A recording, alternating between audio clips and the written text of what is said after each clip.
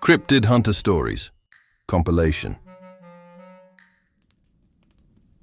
They don't put my name on paper. Never did.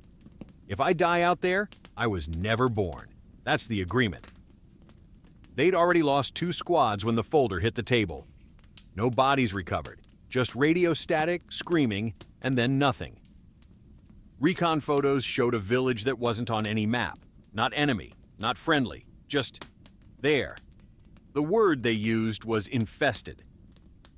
I moved in alone at dusk, face darkened, scent masked, uniform dark, with a ghillie suit jacket. I reached the tree line overlooking the village as the sun went red. That's when I saw them.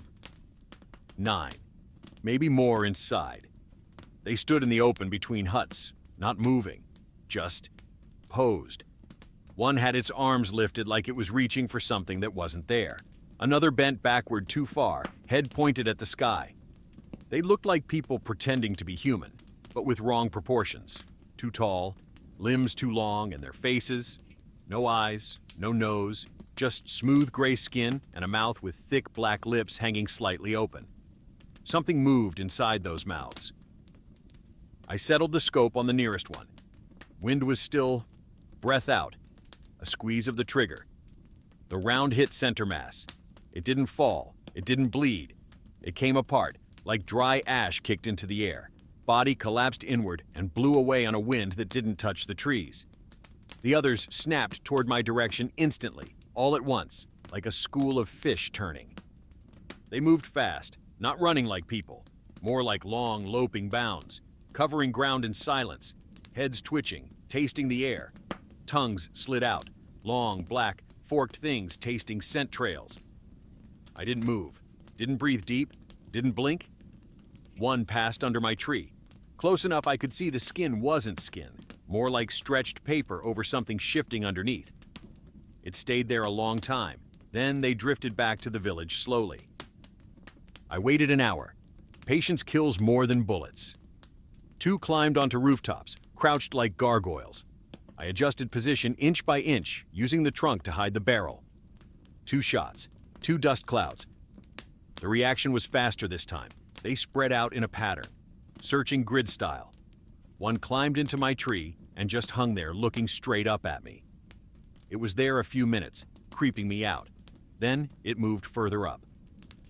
It stopped 3 feet above me, hanging upside down, with its long arms hooked over a branch.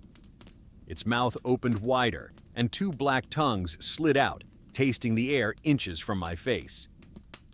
I didn't move, not even my eyes. After the longest 5 minutes of my life, with this thing looking straight at me, it dropped down and left. I changed positions twice before dawn, took 3 more over several hours. When the light started bleeding into the sky, they withdrew into the huts.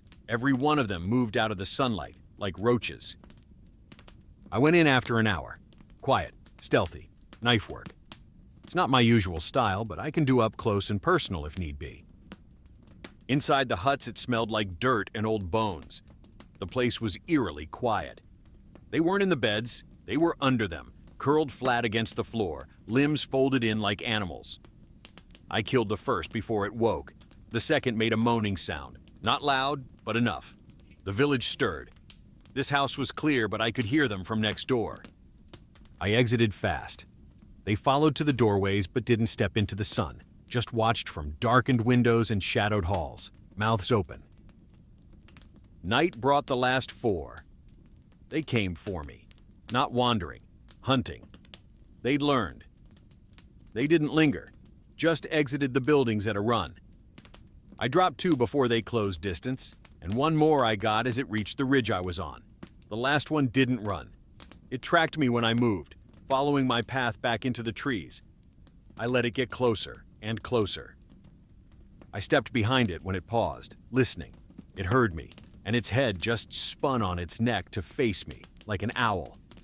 It looked directly at me and made this rasping noise. I lunged forward and drove the knife up through its back where a spine should have been. It made a dry clicking sound and thrashed, knocking us both out of the tree. I hit the floor hard, and it dissolved on the way down, blowing away in the breeze. No bodies, no proof. Command marked the village cleared of hostile presence, then burned the huts anyway. I've hunted animals. I've hunted men. I've hunted things older than both. Nothing ever felt like those. They weren't predators. They weren't just strange. They were something trying to replace us. And I just interrupted their little rehearsal.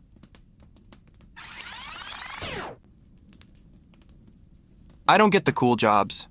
Not yet. You gotta build experience, they say. Start small. So, while the veterans are fighting nightmare wolves and ancient curses, I get assigned unidentified creature stealing shiny objects.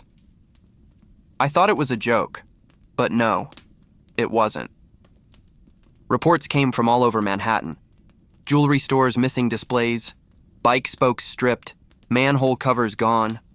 One lady reported her entire silverware drawer vanishing. No forced entry, no alarms, just gone. Then someone got a picture, blurry, but clear enough. 3 feet tall, covered in dark, shiny blue fur, horns curling back from its head, big nose, bigger eyes, tiny ears, mouth too small for the voice people described, like a car alarm yelling, one witness said. Great, a goblin. These things love shiny stuff. Hoarders, fast, smarter than they look. Hands with 3 fingers but crazy grip strength. Also, mean little horrors.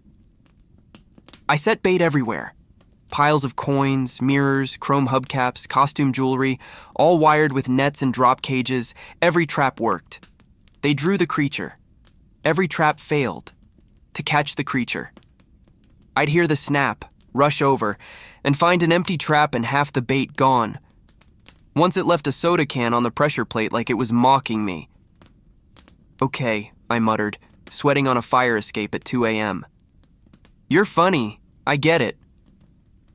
I finally changed tactics after a dozen failures. If I couldn't trap it, I'd track it. I coated a fake diamond display with UV tracking powder and set it in an alley. It was gone in 10 minutes. Perfect. Under blacklight, the powder looked like glowing footprints. Small.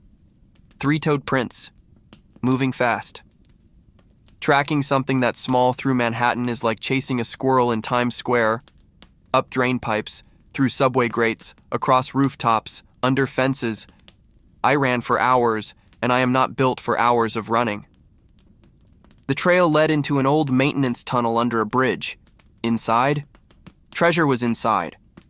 Piles of watches, coins, rings, phone cases, street signs, hubcaps, a disco ball. No joke, one of those big ones, and sitting on top of it all, the goblin. I saw it. It saw me. We both froze. Then it screamed, this high, shrieking honk that echoed off the tunnel walls and bolted. A chase through Manhattan at goblin speed is humiliating. It bounced off walls, slid under gates, ran along railings, leapt onto moving delivery carts.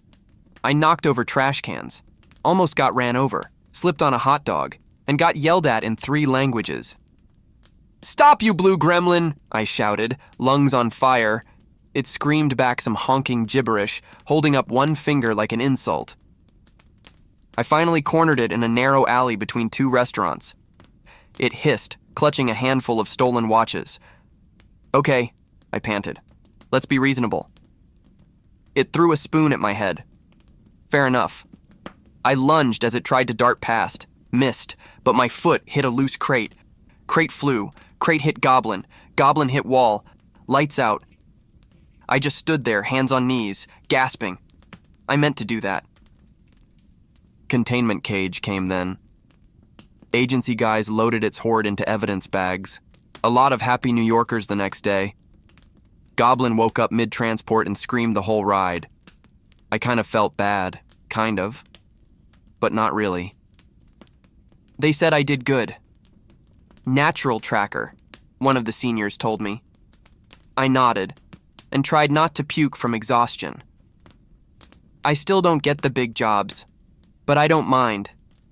Because somewhere in Manhattan, there's probably another little shiny-obsessed maniac stealing shiny trinkets. And now, I know how to run. Sort of.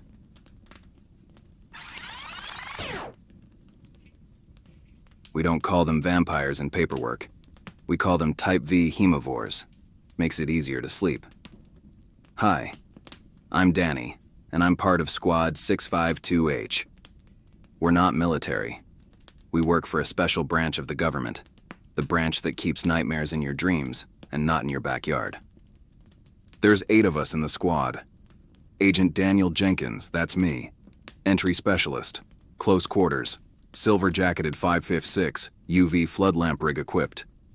Sergeant Marcus Hale, our team lead. Ex-Ranger, calm voice, intelligent but stern. Lena Volkov, only one smarter than Hale. Biochem background. She designed half our ammo, and she never misses. Then you have Ortiz Brick Salazar, breacher, built like a door with a gun. Tyler Quinn, our scout, fast, quiet, but with nervous energy.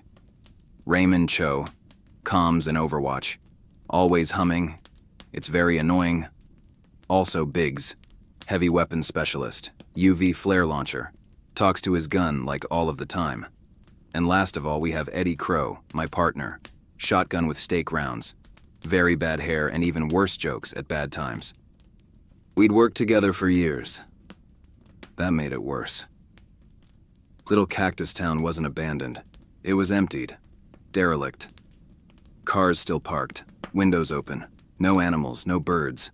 Every building was boarded up. Blood streaks on all the doors, except the church on the hill. That one was clean. That told us everything. We split into 2-man teams, standard containment sweep. Basements first, always basements. Hale came over comms. Confirm kills. No hero stuff. I went with Crow, as usual, and we took the left side of the main street. Building 1 was a hardware store. The basement stairs were coated in dried blood. Smelled like a slaughterhouse. UV lights on, I said. Let's light 'em up, laughed Crow. We hit the bottom and 3 of them rushed straight out from behind shelves. Gray skin, veins black, eyes like oil, and fangs bared. Crow's shotgun roared. UV buckshot blew one apart mid-lunge. I stitched the second with garlic core rounds. It ignited like paper.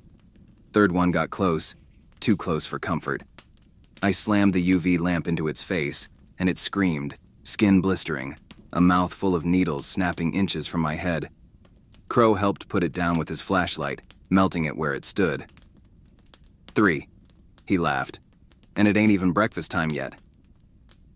Building 2, an old post office. Sealed letters still on tables and wall racks. 2 more in there. We caught them sleeping this time, under the basement stairs, curled like spiders. Easy kills.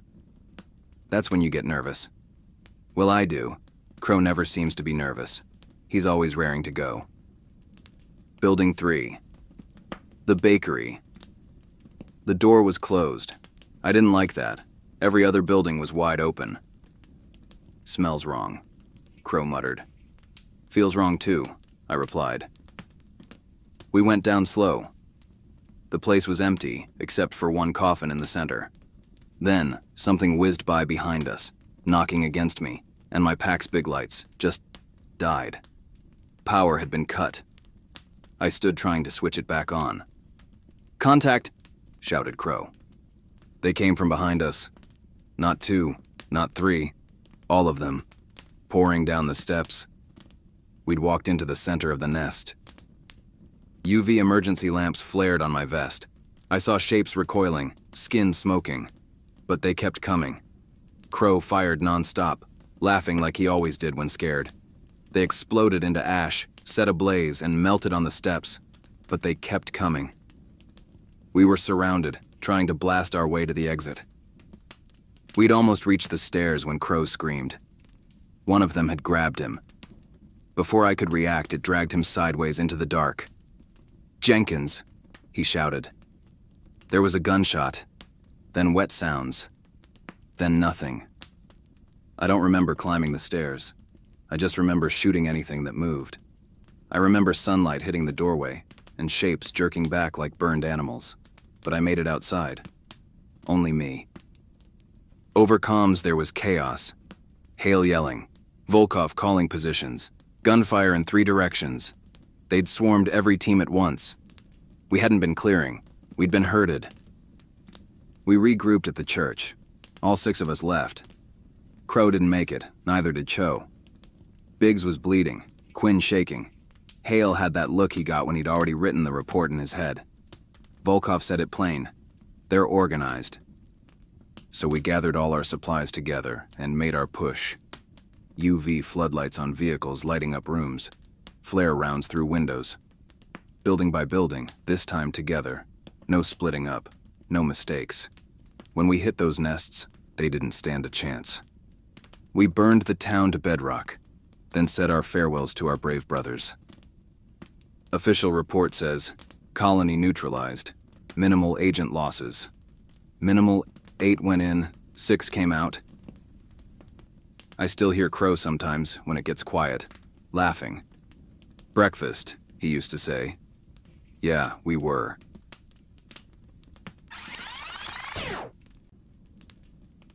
I don't fall. The ground just attacks me. That's what I tell people anyway. Name's Marty Delaney, hunter by trade, walking insurance claim by reputation. I once dislocated my shoulder putting on a backpack. But here's the thing. After 10 years and dozens of cases, I'm still alive. I've always been a little clumsy, ever since I was a boy. That's why I don't go for the big jobs.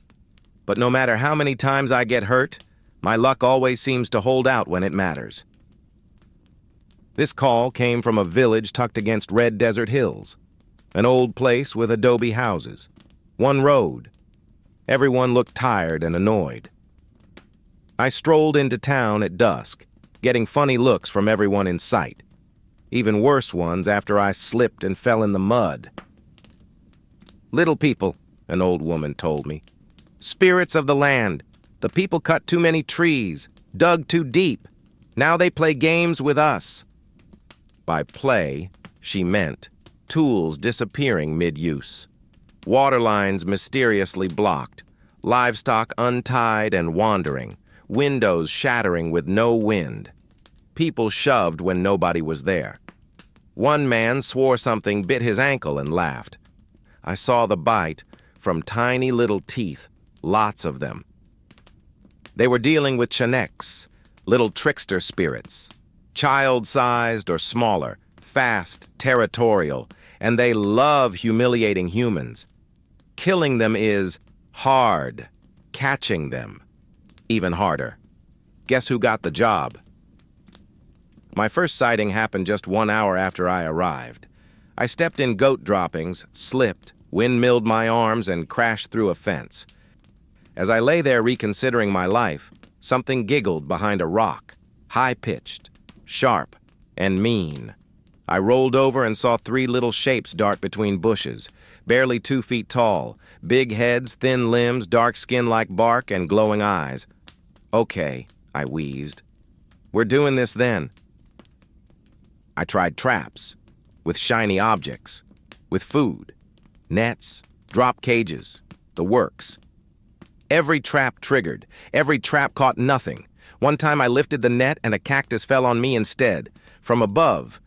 Still not sure how that happened, but it still hurts. Nighttime was worse.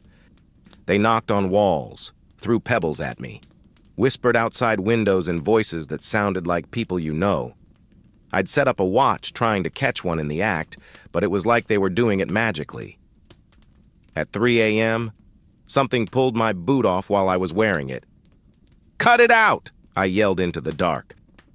Laughter erupted everywhere from all directions at once. I turned and saw shadows scarpering, so I gave chase. Those guys are really fast. I was all over that village chasing them, hopping fences, climbing walls. I finally cornered one near the well. This tiny little thing hunched over, watching me with those glowing eyes.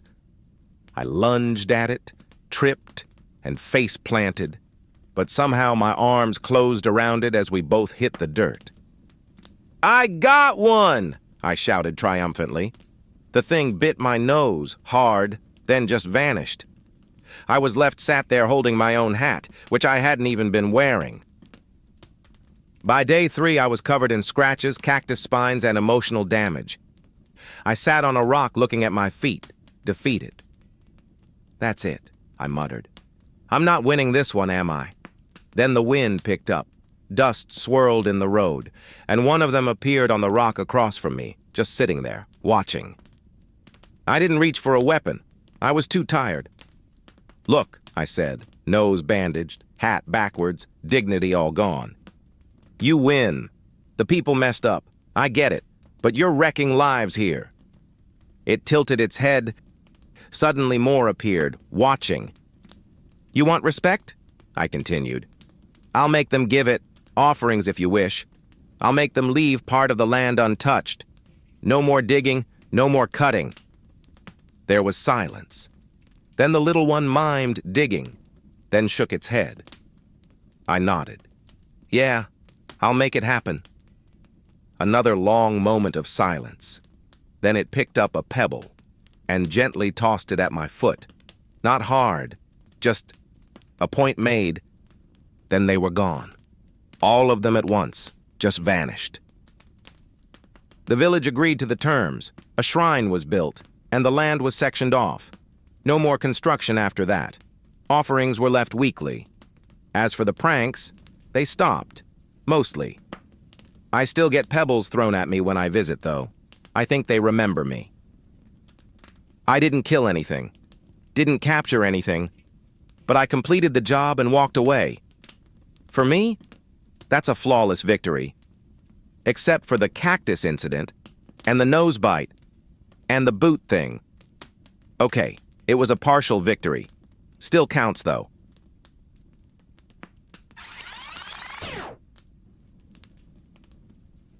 Most hunters track monsters, but monsters, they track me. Difference is, I know it. Name's Bentley Erickson, but nobody calls me that unless they're mad at me or dying. It's Bullseye Ben, because if I can see it move, I can hit it. Running, falling, flying, don't matter. And this thing, it was moving a lot. The town didn't want to talk. Small places never do. But fear leaks if you listen. 3 attacks in 10 days, 2 dead hikers, 1 logger tore up bad but breathing, livestock disappearing from farms near the tree line, not just killed, eaten, bones cracked open, marrow sucked out. The sheriff said it was a bear. The sheriff was wrong. Bears don't leave claw marks 8 feet high on tree trunks, and they don't take heads. The hut sat 2 kilometers into the forest, an old logging shelter, roof sagging, door hanging crooked. That's where the logger said it came from. Stood up like a man, he'd told the hospital staff before passing out. I could smell it before I even saw the place. Wet fur, rot, iron. It could smell me too. I didn't sneak, I rarely do. Crunching boots, coat swaying, rifle loose in my hands. That's how I roll. Hey, I called out into the trees. I'm the problem you smell. The forest stayed quiet. No birds, no wind. Classic. I stopped walking. That's when I heard it. Not ahead. Behind. Soft. Careful steps. Circling wide. Using my noise to mask its own. I smiled. Smart. But not smarter than me.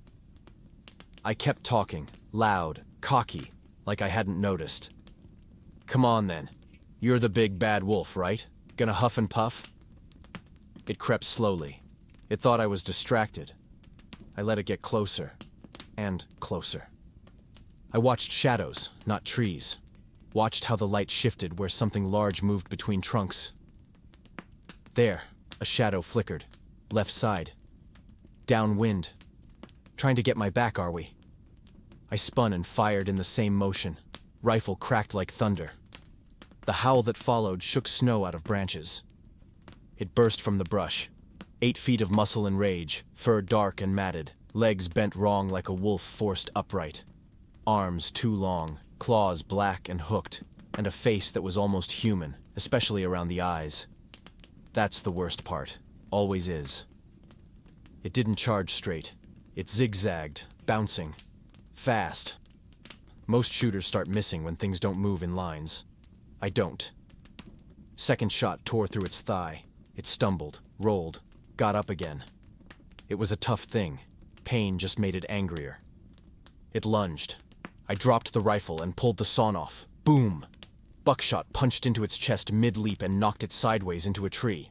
Bark exploded. It hit the ground hard, then scrambled up and ran, bleeding, but still running. "Yeah, you better run!" I yelled, reloading the rifle. "Let's see how far you make it." I love a chase, and its blood trail was too easy to follow. Dark splashes on snow, claw marks where it lost balance. It wasn't just fleeing, it was heading somewhere. Then I saw it. Another hut. Back to base. Bad move, Mr. Wolf. The hut door was hanging open when I got there. Inside was dark and stank like death lived there, rent-free. I stepped in slow this time, rifle up, breath fogging. It lay in the far corner, half in shadow, chest heaving, one leg twisted wrong, eyes locked on me, still dangerous, still thinking. I tipped my head. Should have just kept running, Mr. Wolf. It tried to rise. I shot it through the shoulder to pin it. Wood wall behind it exploded in splinters. It snarled, teeth red. I walked closer.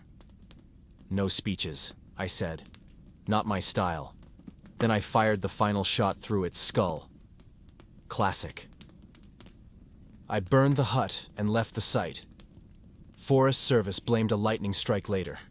They always find some excuse. As I drove out, I caught my reflection in the rearview mirror. Coat dusty. Bandana stained. "Still winning," I muttered. Most hunters hunt for monsters. Me, I walk loud and let them come try their luck. Haven't met one yet that was luckier than me.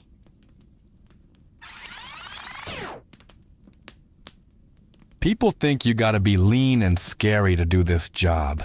Nah, you just gotta be harder to kill than what you're chasing. Name's Bobo. Yeah, I know. Go ahead. Been hearing it since second grade. Big guy, built like a fridge someone taught to walk. But I'm the one they call when the client says, "You can't kill it." That's harder than just pointing a gun. Reports started 6 months back. Hikers saying something was shadowing them along a ridge trail. Heavy footsteps, trees shaking. Then the bluff charges started. Full-on screaming rushes from the tree line. People bolting, falling. One guy slipped off a shale edge trying to run. Broke his pelvis and punctured a lung. Lived barely. Park rangers blamed bears at first, but bears don't throw rocks. I saw the rocks myself, not pebbles. 30-pound chunks of granite smashed into trail signs. One had dented a steel bear box. That's not animal panic. That's territorial. I don't use guns unless things go catastrophic. My kit's a little different. Dart rifle. Heavy tranquilizer load dosed for something around 800 pounds, maybe more. Steel cable restraints. Sedation monitor, satellite phone, and a cooler full of apple juice, peanut butter, and beef jerky. You don't hunt smart things with bullets, you hunt them with snacks. The hillside trail was closed, but closures don't stop curiosity. I set bait off trail near a natural choke point between boulders. Wind in my face. Always. Then I waited, which is harder than people think when you sweat just sitting still. Nothing. I moved locations and repeated the process each night for 3 nights before I found it. It announced itself with, "Low, knock knock knocking on a tree trunk somewhere uphill." Not random, measured. I didn't move. Another knock. Closer. Then silence. The forest went tight, like everything was holding its breath. I could smell it before I saw it. Wet earth. Musk. Old leaves and something like damp dog. Then a rock landed 10 feet from me, not thrown to hit, thrown to warn. I looked right at the trees and sighed. "Hey, buddy," I called out. "Just food, no drama." A dark shape moved between trunks. Tall, wide shoulders, hair matted dark brown, Face flat, heavy brow, eyes too smart. It stepped into a gap. He was big, bigger than I hoped. I raised the dart rifle slow. Sorry in advance, I muttered. Thwip! The dart hit the upper chest. It exploded instantly, screaming like a gorilla and a man at the same time. It charged. Was it a bluff? Maybe. Didn't matter. The ground shook, trees snapping as it rampaged downhill. I tried to move fast. Guys, for the record, I do not move fast. I dove behind a boulder as a tree branch the size of my leg smashed where I'd been. Okay, I yelled. Okay, that's fair. My second dart was a shoulder hit. It grabbed the dart and ripped it out roaring, but drugs were already working. It stumbled slightly, but still angry. And still dangerous. It lunged again, slower now, arms swinging wide. I fired the third dart into its thigh at maybe 10 feet. He was too close. Way too close. It swiped and caught my pack, sent me rolling like a dropped bowling ball. Stars. Dirt. My dignity. Gone. I crawled behind the rock again, breathing like I'd run a marathon I absolutely didn't train for. Then the sounds changed. Roars turned to huffs, some heavy dragging steps, then a crash. After that, silence. I waited a full minute. Rule 1 of tranquilizers. They lie. I approached slow, just in case. It lay on its side, chest rising deep and slow, eyes half open but unfocused, massive hands curled in the dirt. Up close, it didn't look like a monster, just something that didn't fit the world anymore. All right, I puffed. Let's get you relocated before you wake up mad. Extraction team came in by helicopter, net rigged. Took all of us to move it. Park officials didn't ask many questions. They never do when paperwork says wildlife intervention. They moved it deep, way deep, away from trails, away from people. I don't think it hated hikers. I think hikers wouldn't stop walking through its living room. Still, throwing rocks at skull height isn't exactly neighborly. That kind of thing's a regular occurrence in this line of work, but I slept good that night. Mostly because I couldn't feel my legs, but also because, once again, nobody had to die. That's a win in my book, even if I need a few weeks before I can climb another hill.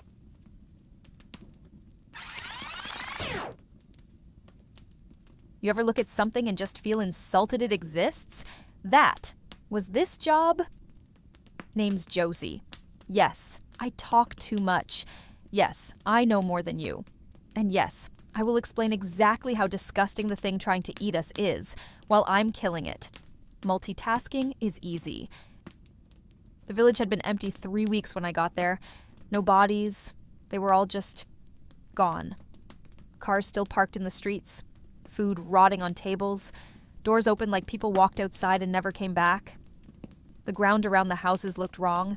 Soft. Shifted. Like the earth had been stirred. I crouched and poked the dirt with my knife. It moved. Fantastic, I muttered. Hammerhead worms, land planarians, big ones. Normally, slimy little ribbon things with a shovel-shaped head, but these were the size of arms, and there wasn't just one. There were hundreds of the slimy suckers. I wear a chemical sprayer rig on these jobs. You know, tank on my back, huge helmet, twin nozzles, special mix that ruins cellular structure on soft-bodied creeps like these. Think industrial pest control, just for nightmares. Also had a flare gun and a machete, because I believe in variety, and you never know when you might need a little extra help in this job. First one came out from under a doorstep, head wide and flat like a snake that got stepped on. Skin slick, brown and black, shining in the sun. It moved without sound, just gliding. I pointed. See that head shape? That's a sensory plate. Means it smells you through the ground. It moved. I sprayed. It writhed instantly, body twisting and melting down into a foul-smelling paste. Yeah, don't like that, do you? Me neither, actually. It was pretty bad. Then the ground started moving. All of it. Between cobblestones, under doors, from wells, from cracks in walls. The whole village was a nest. Oh, come on now. You have got to be kidding me, I groaned. This is why we salt the earth, people. They came in waves, sliding over each other, climbing walls, dropping from roofs in slick ropes of muscle. One wrapped around my boot, cold and strong. Unacceptable, I snapped, hacking it off with the machete and blasting the stump with chemicals. Rule with these things? Cut them wrong, you get more worms. So you melt, burn, or dissolve. No half measures. I backed into the village square, spraying in wide arcs. Air filled with a sharp chemical stink and something worse. Sweet, rotting slime. They still kept coming. Up a statue, through a fountain drain, out of a mailbox. One dropped from a balcony and hit my shoulder. I shrieked. Yeah, I shrieked, shut up. Then I smashed it with the flare gun. It squelched, curled, and dropped off with a splat. Personal space, I yelled, shivering. Then I saw the big one, because there's always a big one, isn't there? It pushed up from the soil near the church steps, earth bulging like a grave exhaling, head the size of a shovel, body thick as my thigh. Queen? Maybe. Of course you live in the church, I muttered. Symbolism. Love it. I dropped the sprayer tank, it was almost empty, and pulled the flare gun. Let's cauterize the problem. Flare hit dead center. It thrashed, body writhing, cracking steps, slime flying in ropes. I grabbed the sprayer hose and emptied the last of the chemical mix into the burning wound. It convulsed, then collapsed, body dissolving into smoking sludge. The smaller ones went wild after that. No coordination, though, just blind movement. Easy to clean up. Took hours, like. I burned the square when I was done, salted the wells and perimeter for good measure. Nobody's moving back there. Ground's too contaminated, ecosystems shot, but the worms, all gone.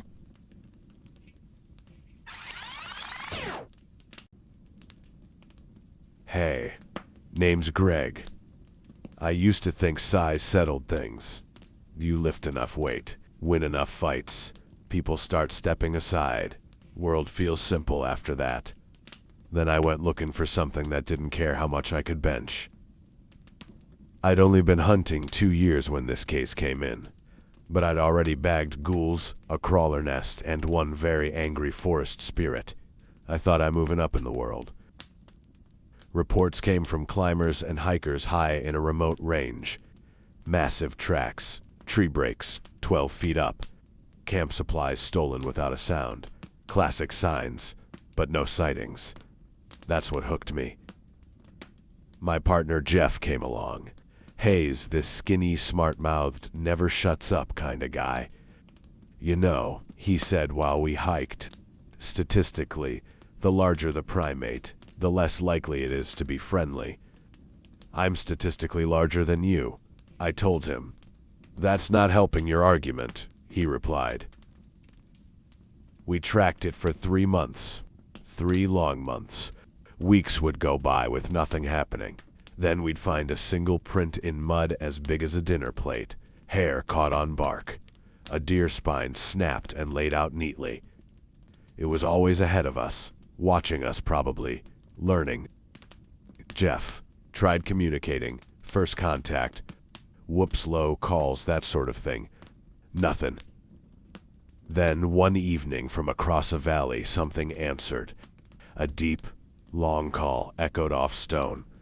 Jeff stopped smiling after that and set up his equipment. We made camp near a tree-lined ridge with snow patches still on the ground.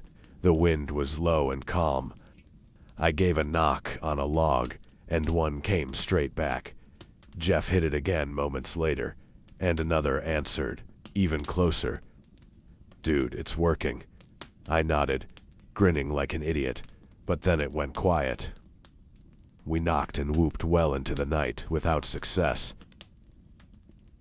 It hit just after 4 a.m., no warning at all. Jeff's tent was ripped open like paper. He screamed as something grabbed his ankles and yanked him out into the dark sleeping bag and everything.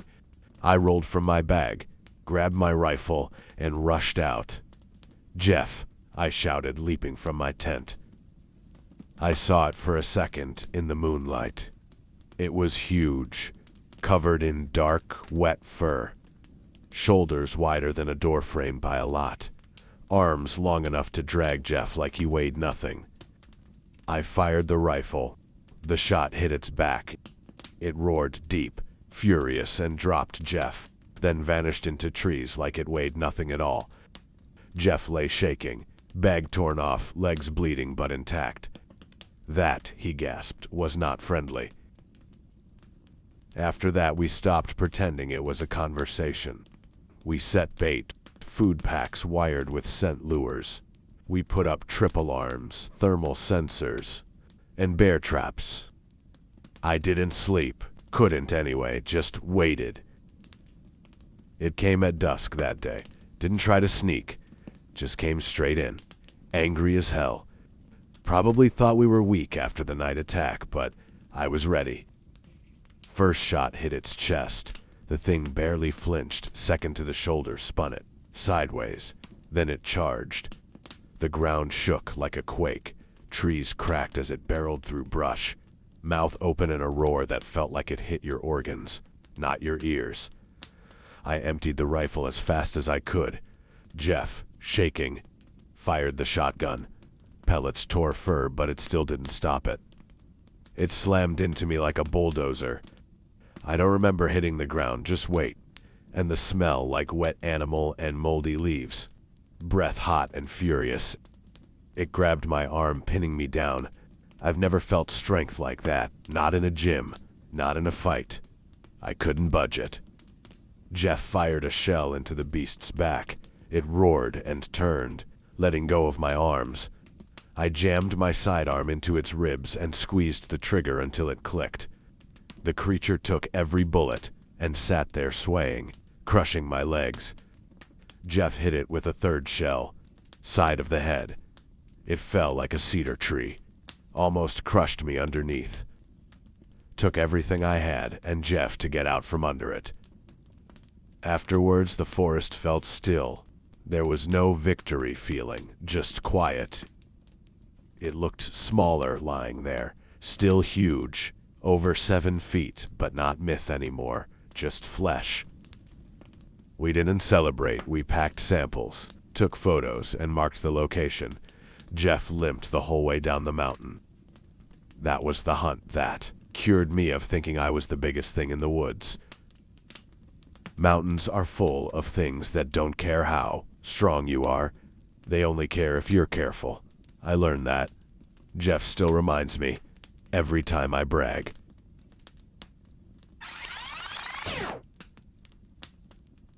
Name's Tom Flanagan. I've been hunting creatures for a very long time.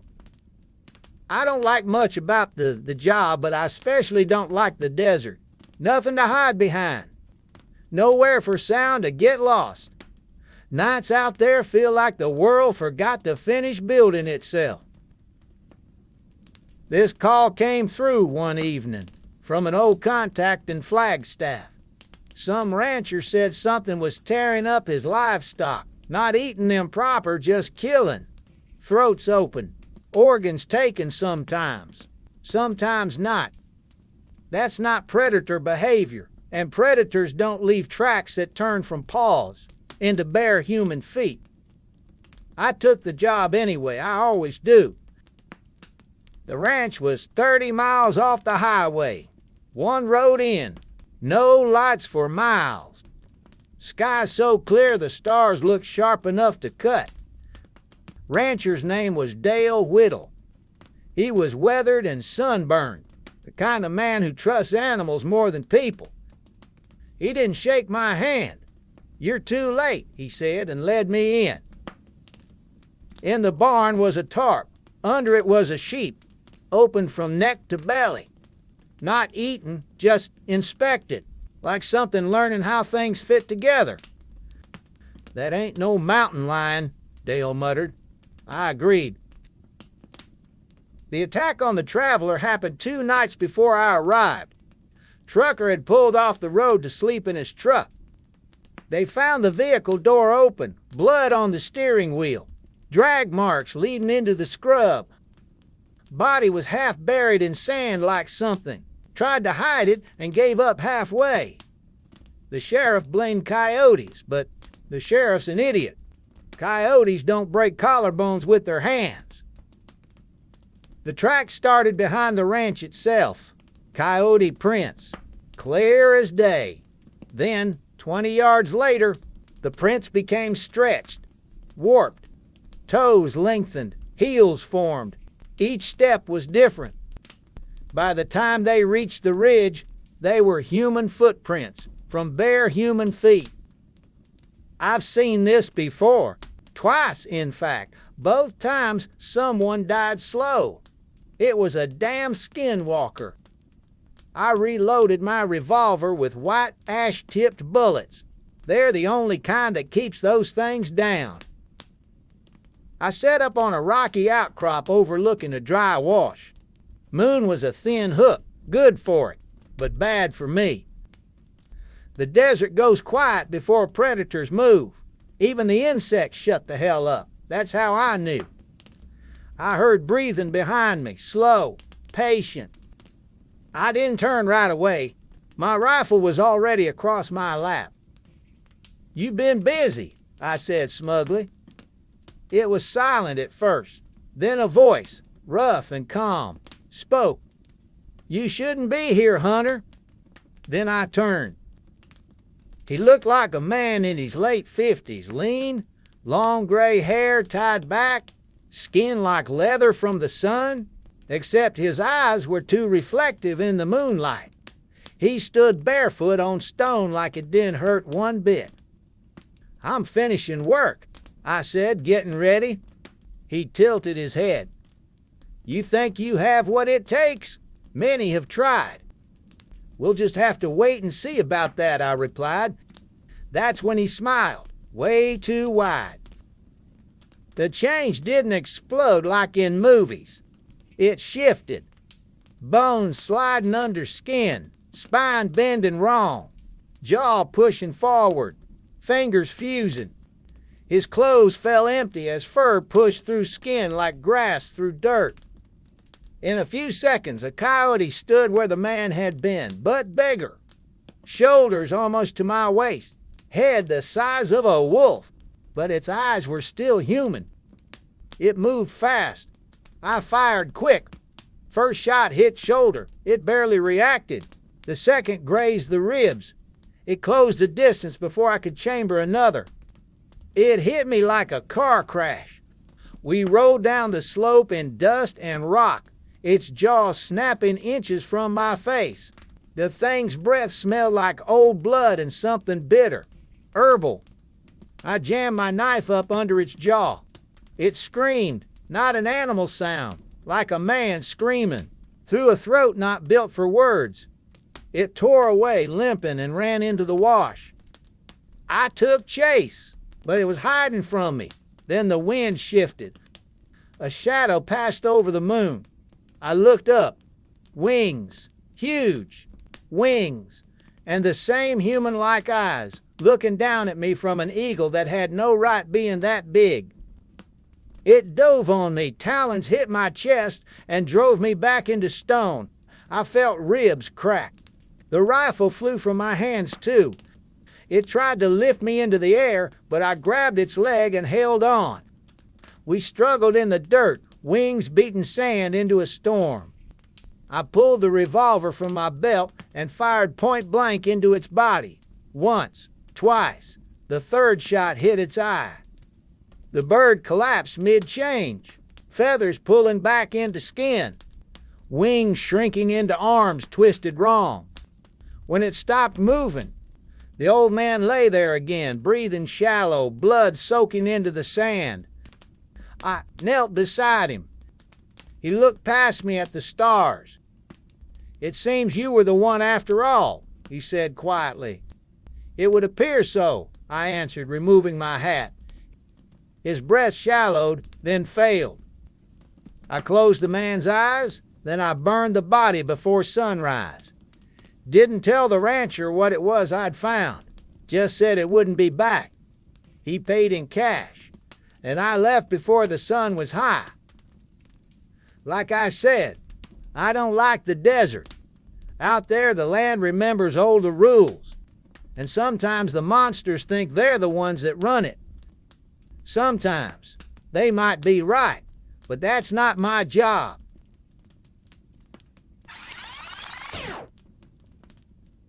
People think monsters are lone things. Not always they aren't. Anything that survives long enough learns the same lesson we did. Numbers matter. That's what made this job so bad. Town had just 50 people, and one rodent. Place was tucked into the mountains like it was hiding on purpose. They'd lost livestock first, then pets, then a man who went out with a flashlight and a shotgun after hearing something in his yard. They found the shotgun bent, but not the man. I sat up and watched the ridgeline the first night. Thermal scope, clear line of sight. I had perfect visibility. They came just after midnight.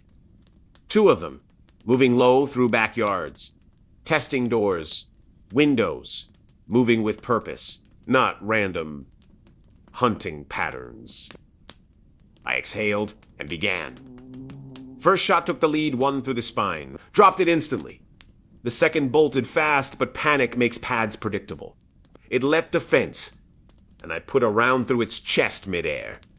It tried to crawl into cover, but a third round in the throat stopped all that. Silence returned like nothing happened. But I knew better. 2 doesn't make a pack.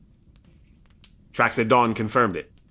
5 sets, 3, had hung back in the tree line during the raid, which was pretty smart. Smarter than most I've hunted. So I followed. Tracking dogmen in mountains isn't like you see in the movies. There's no dramatic paw prints every 10 feet. You look for what doesn't belong. Broken. Branches high up, rock scrapes, places where something heavy slipped but didn't fall. They were moving hard, with long strides. Not wandering. They were relocating. Second night I found them by accident. I crested a ridge, and there they were right below, by a river bend. 3 shapes lay in the rocks, resting, licking wounds from the night before, maybe. I went prone, dialed. The scope? No rush. Wind was steady. First one died before the echo faded. A clean shot, back of the head. Second stood, confused, scan in the wrong direction. I adjusted 2 inches left and got in between the eyes. The third ran. There's always one that runs. This one knew mountains. It didn't follow game trails. It cut straight across slopes, used rock faces, moved through streams to kill scent. But it was hurt. It had injured itself during the chase somehow. It left a faint trail of blood, small but there. I followed it for 2 days and slept 3 hours in total. That's the job sometimes. State line meant nothing to it. It crossed into the next valley and started circling a new town. Same pattern, same hunting behavior. Looking for those soft edges. I set up above a logging road at dusk. It came just before dark, limping slightly, and it looked really hungry. It stopped in the road, sniffing. That's when it finally looked tired, and that's when predators get careless. I didn't, however. 1 shot through the eye. I dragged the body deep off trail for pickup. Didn't bother telling the second. Town what almost happened. They slept fine that night. That's the point. There was 5 in a pack. 0 left now. People think this job is about fighting monsters. It isn't. It's about finishing things before they get comfortable. Because once predators get comfortable around humans, that's when you start losing towns. I hope you all enjoyed the stories. Please like, subscribe, share, and I'll see you next time. Until then, peace.